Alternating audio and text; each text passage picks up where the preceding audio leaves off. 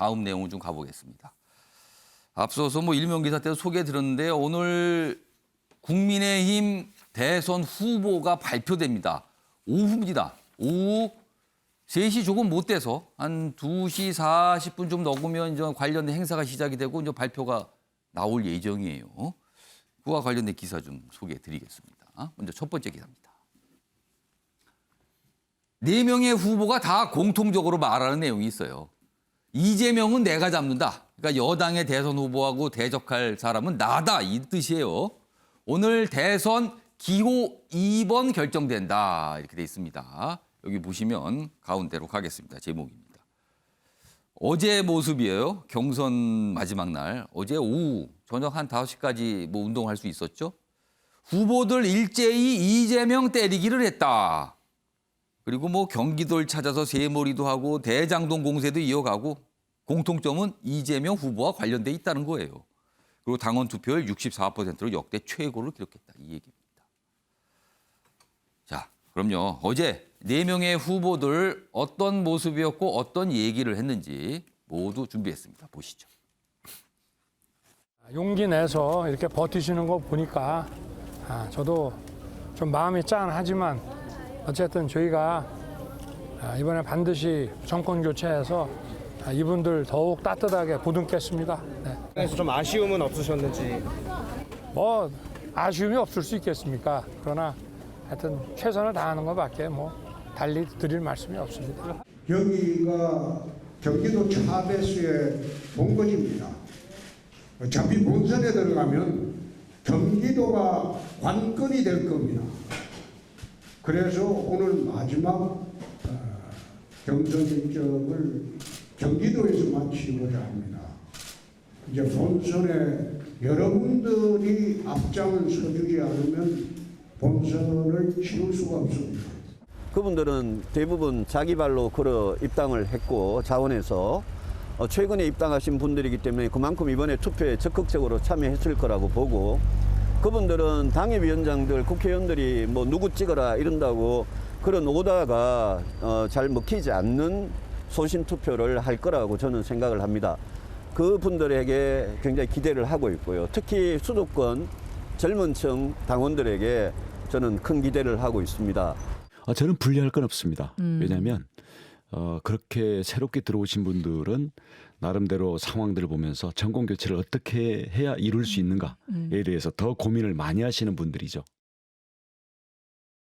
기사 하나 더 이어가 보겠습니다. 뭐 지지율 얘기가 좀 섞여 있어요.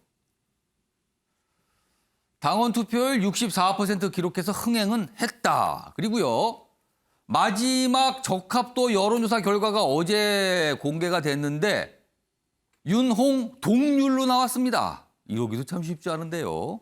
그러니까 국민의힘 경선 후보들 가운데 뭐 대선주자 누가 적합하십니까? 이런 질문에 답을 나온 건데 공통적으로 27% 똑같이 나왔습니다. 좀 더 보죠. 일단 여기 보면 뭐 예측 불허 이런 얘기가 많아요. 당원 투표율 높아서 승부 예측 불허. 윤석열 쪽은 2자릿수 차이로 승리한다. 홍준표 쪽은 조직표와 결과시 다르다. 여론조사 우리가 앞서고 있다. 뭐 이런 점 강조하고 있죠. 여기 보면 유승민, 원희룡은 국회에서 지지를 호소했다. 그리고 대선 후보 적합도, 국민의힘 대선 후보 적합도에서 윤홍 각각 27%를 기록했다는 겁니다. 잘 모르겠다. 봐야 한다. 이런 뜻이 되죠. 기사의 취지는. 자, 먼저요. 장해찬 윤석열 캠프 청년 특보 오늘 나오셨으니까요.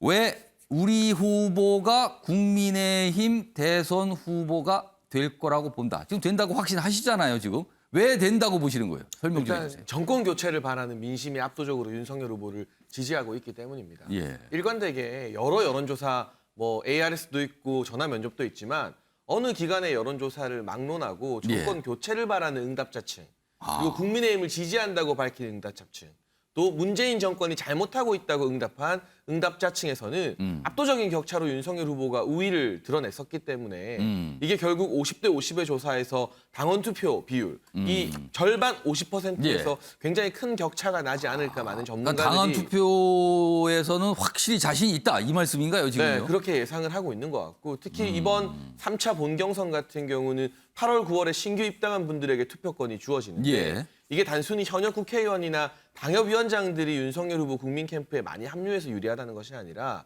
윤 후보가 국민의힘에 입당한 시점이 7월 30일이었습니다. 그러니까 윤석열 후보를 지지하던 분들 상당수가 윤석열 후보가 7월 말에 입당하는 것을 보고 예. 8월, 9월에 도와주기 위해서 입당한 분들이기 때문에 이 변수로 작용하는 신규 입당이 저는 오히려 1, 2차 이 당원 투표보다 더 유리할 수도 있다고 보고 신규 있고요. 입당하신 분들은 그렇게 해석하시는 거군요. 의도는 그런 목적이 있지 않았을까로. 왜냐하면 윤석열 후보의 입당 시기와 이분들의 입당 시기를 미루어 보면 그런 해석에 충분히 개연성이 예. 있다고 보고 마지막으로 여론조사 같은 경우는 예. 저희가 솔직히 지난주에 좀 힘들었습니다. 아, 그런데 이번 주에 지금 이 한겨레 기사에도 나오는 MBS 방식의 예. 이 전화 면접 방식의 조사, 이 방식 그대로 국민의힘의 여론조사가 진행되는데 예. 한 주 만에 7%가 급등하면서 상승 국면으로 많이 따라붙었거든요. 일주일 전과는 다르다 이겁니까 지금? 네, 그래서 반등 추세에 접어든 이번 주에 전화 면접 조사가 이뤄졌고 저 한겨레에서 인용한 이 MBS가 4개 기관이 모여서 만든 그렇습니다. 여론조사입니다. 예. 그런데 이 중에 2개 기관이 실제로 이번 대선 경선에서 여론조사를 진행했습니다. 아, 그러니까 실제 이 한 주 만에 7%가 상승해서 동률이 나온 것과 크게 다르지 않은 결과가 나올 가능성이 대단히 높다는 거죠. 즉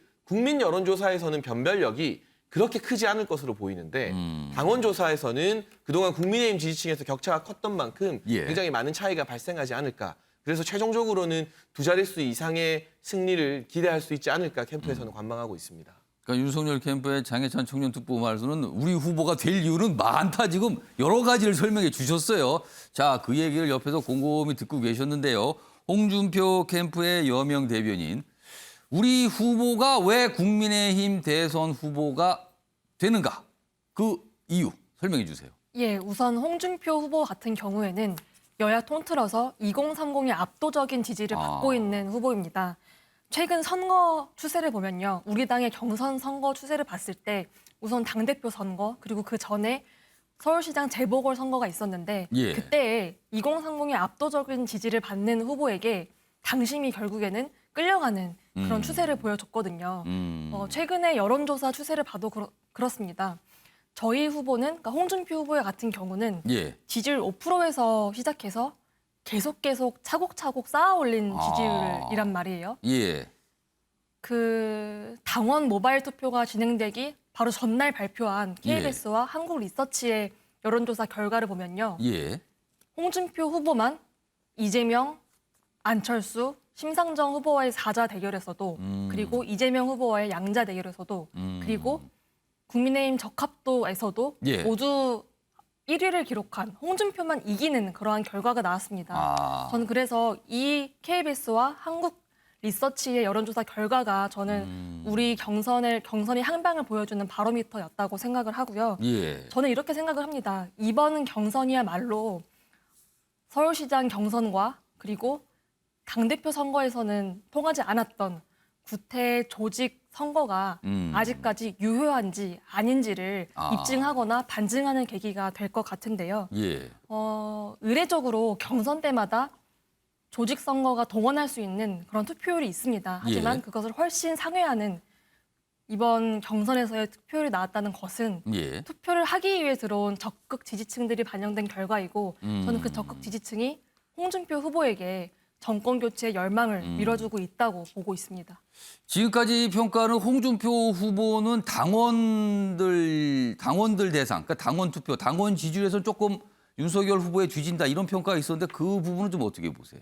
우선 윤석열 후보가 처음 등장했을 때 정치권에 압도적인 1위를 기록하고 있었습니다. 예. 이게 주로 당원이라고 말씀을 하시면은 예. TK 영남 지역의 60대 이상 어르신들이었는데 예. 그분들이야말로 사실은 정권 교체 열망이 가장 크신 분들 아니겠습니까? 그래서 처음부터 1위를 하고 있던 후보에게 아무래도 그러한 열망을 모아주셨던 것 같은데 저는 결국에 투표장에서 혹은 여론조사가 돌려질 때 홍준표냐 윤석열이냐 하는 질문에 대해서 그분들 역시 현명한 판단을 하셨을 것이라고 보고 있습니다.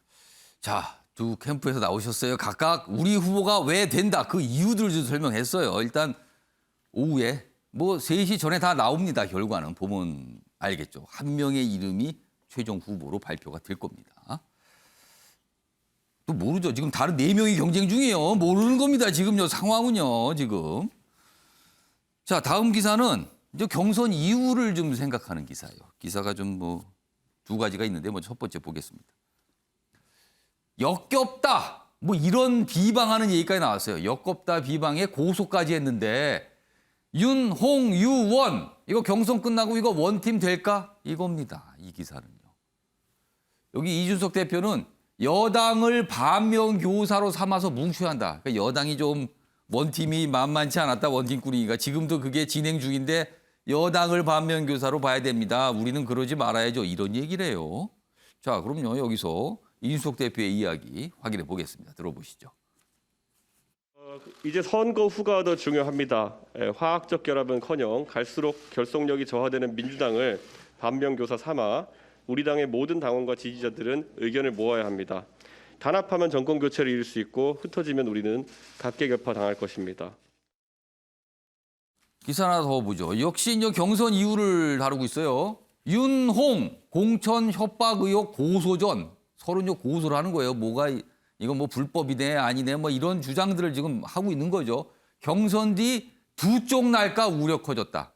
두 쪽 날까 이거 민주당 경선 때 매일같이 나왔던 표현인데 여기도 또 나옵니다. 지금요. 여기 보면 뭐 공천 미끼 당원 협박이다 허위 사실이다 그리고 고소전이에요. 당 내부에서는 이거 진흙탕처럼 가고 있는데 걱정이다 뭐 이런 목소리 있습니다. 자 오늘 뭐 두 캠프에서 나오셨으니까요. 먼저 장익산 특보 경선 끝나고 혹시라도 윤석열 후보가 최종 후보가 안 됐어요. 가정입니다.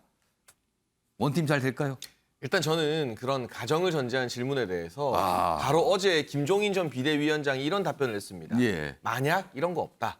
만약 없다. 그래서 그런 가정 자체가 굳이 대답할 가정 이유가 크지 자체를 않다. 받아들일 수가 없다 그 말씀이에요 지금. 네, 이런 답변을 김종인 전 위원장의 말로 가름을 하고 싶고요. 그러면 원팀 쪽을 얘기를 해주세요. 어쨌거나 중요한 것은 원팀이 돼야 된다는 생각이 드는데 지금 기사에 나온 것처럼 예. 이 고소 고발까지 이루어졌습니다만 예. 제가 사실 여명 대변인님도 오래 전부터 아는 사이고 또 권성동 의원 같은 경우도 함께 일을 하고 있기 때문에 예. 경선이 끝나게 되면 예.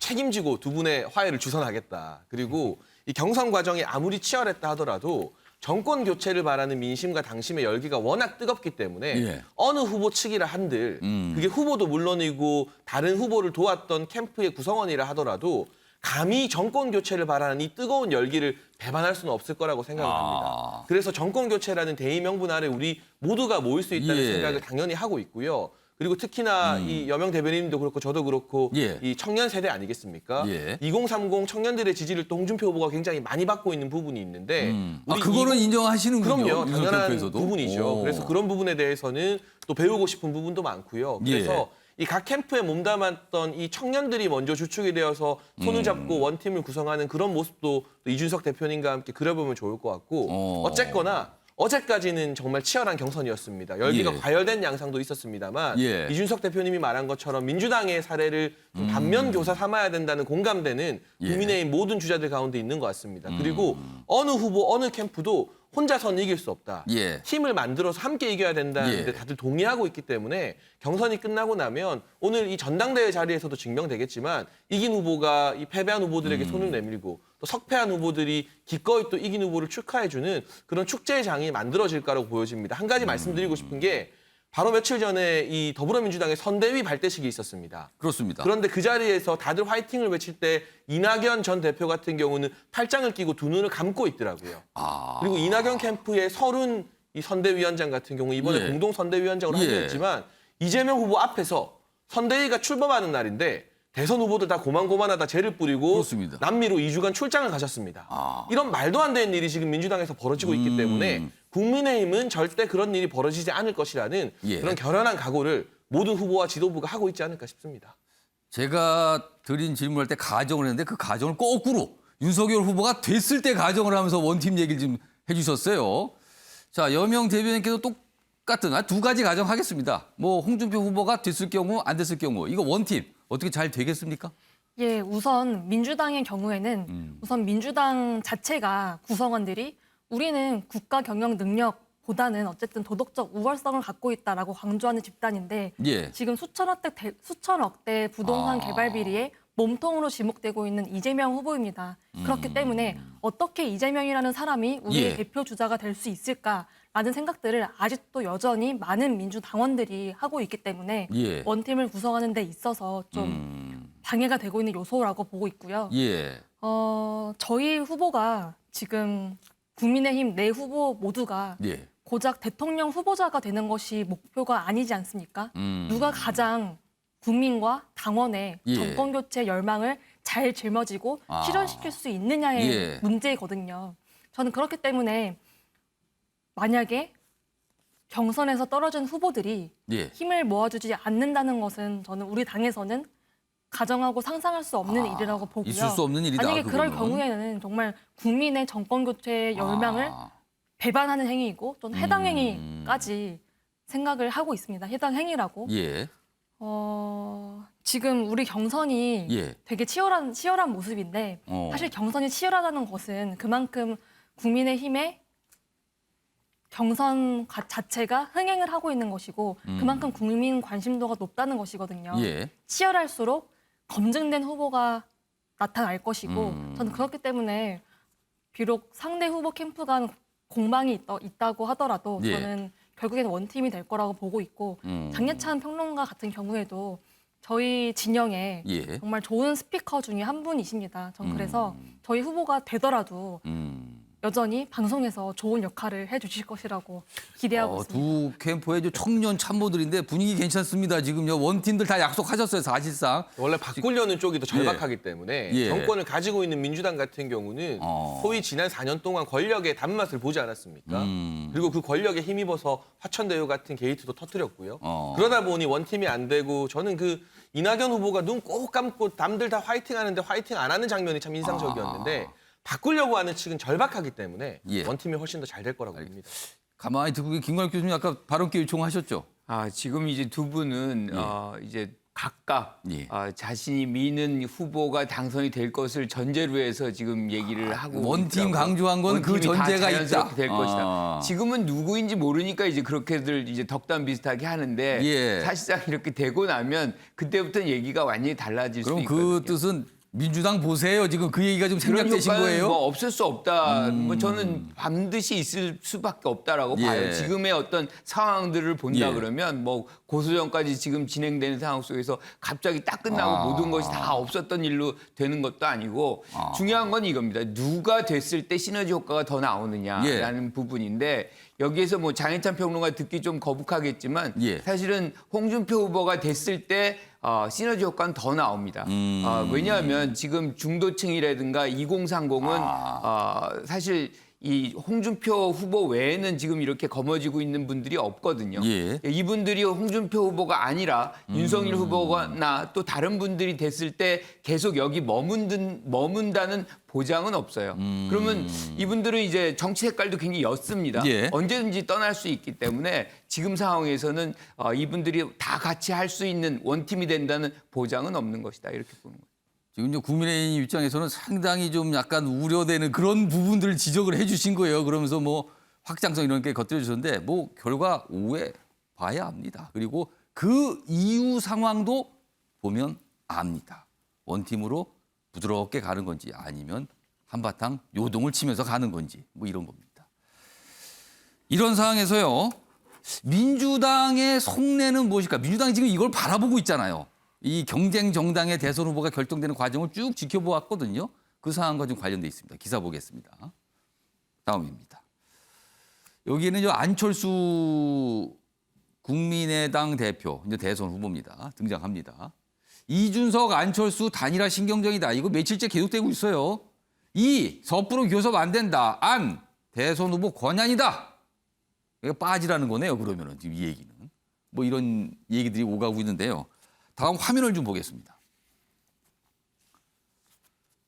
자, 여기 보시면 윤건영 더불어민주당 의원 이분은 뭐 친문 핵심으로 꼽히고 아무튼 뭐 여러 가지 얘기를 좀 하시잖아요. 그리고 이 정치판에 흘러가는 좀 맥을 좀 짚는 의원들 중에 하나로 꼽히는데 이런 얘기를 언론 인터뷰에서 합니다.